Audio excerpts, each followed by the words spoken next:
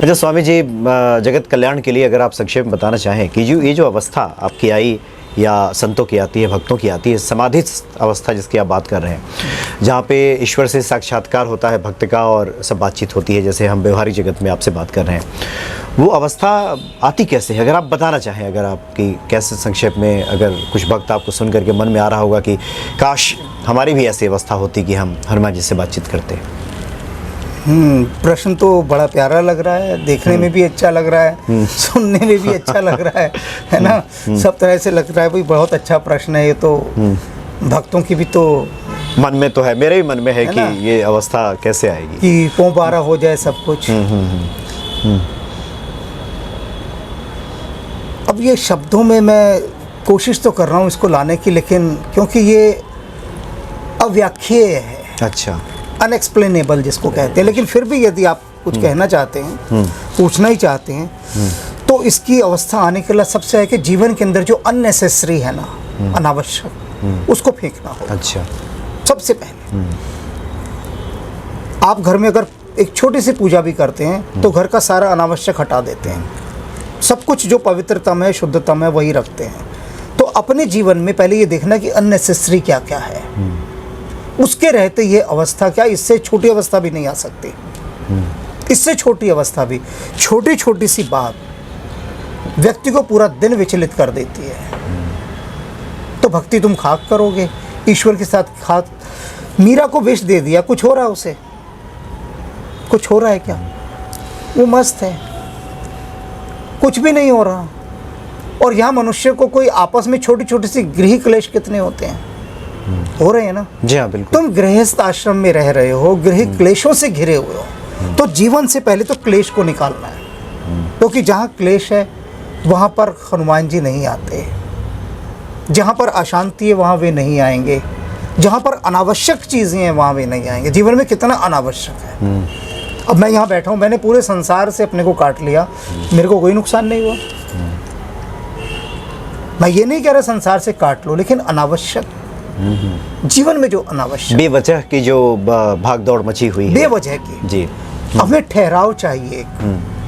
एक ऐसा समय पूरे जीवन के अंदर, पूरे 24 घंटे के अंदर कम से कम 2 घंटे ऐसे होने चाहिए कि जब हम बिल्कुल साइलेंट अपने साथ हों। और 2 घंटे तो बहुत बड़ी चीज़ है, बहुत ही बड़ी चीज़। 2 घंटे कोई अपने साथ कैसे रह सकता है? लोग तो व्याकुल हो जाते हैं 5 मिनट में, कुछ ना कुछ उनको चाहिए, समाचार पत्र चाहिए, कुछ सुनने को चाहिए। एक शब्द सुना होगा ना आपने, मैं बोर हो गया। हाँ, आजकल लोग बोर बहुत जल्दी हो जाते हैं कि मैं यार बोर हो गया। हाँ, बोर हो गया। लेकिन हम भी बोर हुए, लेकिन हमारा बोर दूसरा बोर था, जिसको कहते हैं पेड़ों का, जो आम के पेड़ों पर जो बोर लगता है, हाँ, जिसमें कोयल कूकती है आकर। कि हमारे भीतर जब वास्तव में हम अपने शरीर को आम का वृक्ष बना लेंगे, इस पर बोर लगेगी, तो प्रकृति की कोयले आके वहाँ कूकेंगे। लेकिन जन सामान्य को सबसे पहले यही करना चाहिए कि अपने जीवन से व्यर्थ के क्लेशों को निकाले, अनावश्यक रूप से किसी से ना झगड़े। झगड़े से सबसे ज़्यादा ऊर्जा निकलती है, क्रोध से। जितना हम क्रोध करेंगे ना जीवन में, उतनी अधिक ऊर्जा निकलेगी। एक आर्टिफिशियल क्रोध की बात नहीं कर रहा मैं, जैसे माँ बच्चे पे क्रोध कर रही है, वो स्वाभाविक है। उस क्रोध के पीछे कोई घृणा नहीं है। ऐसा क्रोध नहीं कहलाता जिसके पीछे घृणा ना हो। और वो वही है जो गुरु शिष्य पे करता है क्रोध, माँ बच्चे पे करती है क्रोध। तो ये क्रोध में नहीं आते, ये कठोर अनुशासन के अंतर्गत आते हैं। लेकिन हमें व्यक्तिगत जीवन में क्रोध को निकालना है सबसे पहले, और उससे बड़ा बन के ही हम निकाल सकते हैं, या फिर उसके सामने हाथ जोड़कर। 2 स्थितियां, या तो क्रोध जब आए तो उससे कहो कि भाई क्यों मेरी साधना खराब करता है, कि हे हनुमान जी इस क्रोध को रोको। उस समय तो हम कहते ही नहीं हनुमान जी से, उस समय तो हनुमान जी पीछे चले जाते हैं ना। तो कैसे तुलसीदास जी ने कहा है, आपने जो भी कहा उसी के बारे में, उसका उत्तर में अब आ गया मेरे को। अच्छा, शार्दूल को स्वांग करे कुकर की करतूती, तुलसी तापर चाहिए कीर्ति विजय विभूति। तुलसीदास जी कह रहे हैं शार्दूल को स्वांग करे, कि तू शेर बनने का तो स्वांग कर रहा है, कुकर की करतूती, लेकिन करतूत तेरी कुत्ते वाली है। तुलसी तापर चाहिए और उस पर तू चाहता है हाँ कीर्ति विजय विभूति। ये सारी वही चीजें जो ईश्वरीय मार्ग पर ले जाती हैं। जो कीर्ति यश पताका फहरा है। बनने तो सब चाहते हैं, विवेकानंद बनना, लेकिन विवेकानंद ने जो साधनाएं की उसकी बात कोई नहीं करता। 20-20, 21-21 दिन भूखे रहते थे, कहीं से चावल मांग कर लाते थे और नमक लाते थे। वो उबला चावल और वो खा रहे हैं, जब वो भी नहीं मिलते थे। ईश्वरीय भक्ति में ऐसे थे कि पेड़ों की छाल खुरसते थे, उसे उबालते थे, पत्ते थे उसे तोड़ तोड़ के खाते थे। आप विवेकानंद का पढ़िए, उनकी जो अपनी जीवनी लिखी हुई। कहते थे हमें भिक्षा मांगने जाना भी वो लगता था, हमें लगता था नहीं, बस उसके ध्यान में ऐसे लीने पेड़ों के पत्ते खा लेते हैं, वो खाए। तो वो जब स्थिति आती है, न छेड़ उसके तसव्वुर में है बाहर मुझे, न छेड़ उसके तसव्वुर में है बाहर मुझे, कि रूहे गुल भी है नागवार मुझे। तो ये सजन सामान्य जो है ना, ये मैं बताऊं जिनके लिए आप पूछ रहे हैं, जिनके भले के लिए इतने जी, वो बड़े फैशनेबल लोग हैं सारे। इनको सूडो कहते हैं नाट्य शास्त्र की भाषा में, नौटंकीबाज। भगवान किसी को नहीं चाहिए, सबको अपने धंधे बजाने, अपने काम करने। जिसे भगवान चाहिए होते हैं वो अपने जीवन से व्यर्थ की चीज़ें निकालता है जी। अपने भीतर जो कूड़ा है उसको बाहर फेंकता है, उसे नहीं रखता। वो लोग जो हैं वे कुछ बढ़ सकते हैं आगे, फैशनेबल जिज्ञासा वाले नहीं बढ़ सकते। तो ये सबके लिए यही संदेश है कि अपने भीतर का जो है अनावश्यक कूड़ा उसे फेंकना शुरू करें, स्थिरता दें। और सबसे अच्छी ध्यान विधि एक ही है कि रात को बिल्कुल शांत होकर बैठ जाएं अंधकार में। बहुत हुआ तो एक दीपक जला लें और बस अपने साथ जस्ट बैठे। सूफी ध्यान साधना एक है, just sit nothing to do. अच्छा, just sit nothing to do, केवल बैठ भर जाएं, कुछ ना करें। व्यक्ति कहते कुछ ना करें, विचार चलते हैं। हम नहीं कर रहे, विचार चल रहे, चलने दो, चलने दो, तुम बैठो तो सही। एक बाल्टी है हमारा, सामान्यतः जो शरीर है वो गंदे पानी की बाल्टी है, उसको थोड़ी देर ठहरने दो, सारी मिट्टी नीचे बैठ जाएगी, साफ पानी ऊपर रह जाएगा। तुम उस बाल्टी को हिलाना बंद कर दो, बस कुछ नहीं करो तुम, बाकी काम सब अस्तित्व करेगा। हनुमान जी कर लेंगे सारे काम, तुम बस अपने आप को स्थिर बैठ जाए, बस अपने आप को भीतर से आंदोलित करना छोड़ दें और कुछ नहीं करना। उनको मौका दें कि आप आइए, हमने सब तैयार कर दिया, अब आप काम कीजिए। ये संदेश है। अब कितने लोग अपने जीवन से अनावश्यक निकाल पाते हैं, ये उनकी इच्छा शक्ति पर निर्भर करता है। तो ये जो अनावश्यक है, ये बाह्य और आंतरिक, ये दोनों अनावश्यक विचारों को निकालें, और बाह्य जगत में जो अनावश्यक कि हम भाग दौड़ अनावश्यक गति लगे हैं, उससे खुद को काटें। जो जरूरी है वो करना है, बिल्कुल करना है, लेकिन ये हमें एक सूची तो बनानी है कि हमारे लिए क्या जरूरी है, क्या क्या चीज़ हम छोड़ सकते हैं। इसका सबसे बड़ा जो क्राइटेरिया है ना बनाने का, कि आप अपने जीवन में एक एक चीज़ सोचें कि अगर मैं इसको निकाल दूं तो मुझे क्या फ़र्क पड़ेगा, अगर इसको भी मैं हटा दूं तो क्या फ़र्क पड़ेगा। तो एक दिन आप ऐसे पाएंगे, एक ऐसी स्थिति में आएंगे कि मैंने तो अपने को बहुत निर्भर कर लिया, कितनी कितनी चीज़ें हटा दी, कितनी कितनी चीज़ें हटा दी, जिसका कोई मोल नहीं था, कोई आवश्यकता नहीं थी जीवन में। अब देखिए, मैं एक बात छोटी सी बात बस रोक रहा हूँ। जी जी। मेरा विवाह हुआ, मैंने कोई अनावश्यक खर्चा नहीं किया, कोई भी, सिर्फ सादगीपूर्ण विवाह, अति सादगीपूर्ण। मेरे बच्चे हुए, मैंने कोई पार्टी वार्टी कुछ नहीं की। समाज में रह रहा हूँ, कोई पार्टी नहीं की, कोई बड़ा आयोजन नहीं किया, कुछ भी नहीं किया। बस कुछ सन्यासियों को बुलाया, उनको भोजन किया, उनको नमस्कार किया। जो बहुत निकट के थे उनको अलग अलग दिन बुलाया। जैसे मान लीजिए आप निकट के हैं, तो एक दिन आपको बुला लिया। अच्छा, अलग अलग दिन बुलाया, कोई बड़ा आयोजन करके धूमधाम नहीं किया। नहीं, एक दिन कहा भाई मनोज जी आप आ जाइए, भोजन करेंगे। एक दिन किसी और को बुला लिया, तो बहुत गिने चुने थे। वो भोजन हुआ, बैठे भी, बातचीत भी की, और उन्होंने आशीर्वाद भी दिया। इस तरह से मैंने किया। तो मैंने कोई सांसारिक रूप में किसी भी तरह का कोई उत्सव आए, और ये लोगों की बहुत मुझे सुननी पड़ी, निंदा नहीं सुननी पड़ेगी जब आप समाज में रहते हैं, बिल्कुल, परिवार की, रिश्तेदारों की। और एक ऐसी स्थिति आ गई कि सारे रिश्तेदार छोड़कर चले गए। तो हनुमान जी ने कहा अच्छा है, जो छोड़कर जा रहे जाने दो, तुम्हारा भार कम हो रहा है, तुम्हारा भार। और वो स्थिति आ गई कि सभी चले गए, एक दो बच्चे गिने चुने जिन्होंने सम्मान किया मेरी बात का कि हाँ आप ठीक हैं, नहीं बुला रहे तो कोई बात नहीं बुला रहे। लेकिन लोग समाज में तो नाराज हो जाते हैं ना कि घर में संतान का जन्म हुआ, अच्छा हमें नहीं बुलाया, शादी हुई हमें कार्ड नहीं दिया, हमें बुलाया ही नहीं। तो ये स्थिति, और जो सबसे बड़ी बात मैं अभी आपको यहाँ बता रहा हूँ जो मैंने आज तक कहीं उद्घाटित नहीं की। अच्छा। आज तक मेरी पुत्री का विवाह हुआ, अभी हुआ है, 2 साल ही हुए हैं, वसंत पंचमी को उड़ीसा में विवाह हुआ। और हनुमान जी का ये आदेश था कि जितने दिन विवाह होगा तुम्हारी पुत्री का, तुम दिल्ली में ही बैठकर ध्यान करोगे, ध्यानलीन रहोगे, तुम्हें पुत्री के विवाह में नहीं जाना। और मैं नहीं गया। लोग कैसी कैसी बातें बना रहे हैं। लोग तो हतप्रभ, कि लगता है कि बेटी ने पिता की इच्छा के विरुद्ध विवाह किया है, इसीलिए पिता नाराज है, कोई कुछ। और मैं अप्रभावित, जो भी सुनते हैं संसारी लोग वो इसकी घोर निंदा करते हैं मेरे इस कार्य की। लेकिन मैं सौभाग्यशाली हूँ कि जो मेरी पुत्री के ससुर हैं और सासू माँ हैं, दोनों ने इस बात का बहुत सम्मान किया। अच्छा।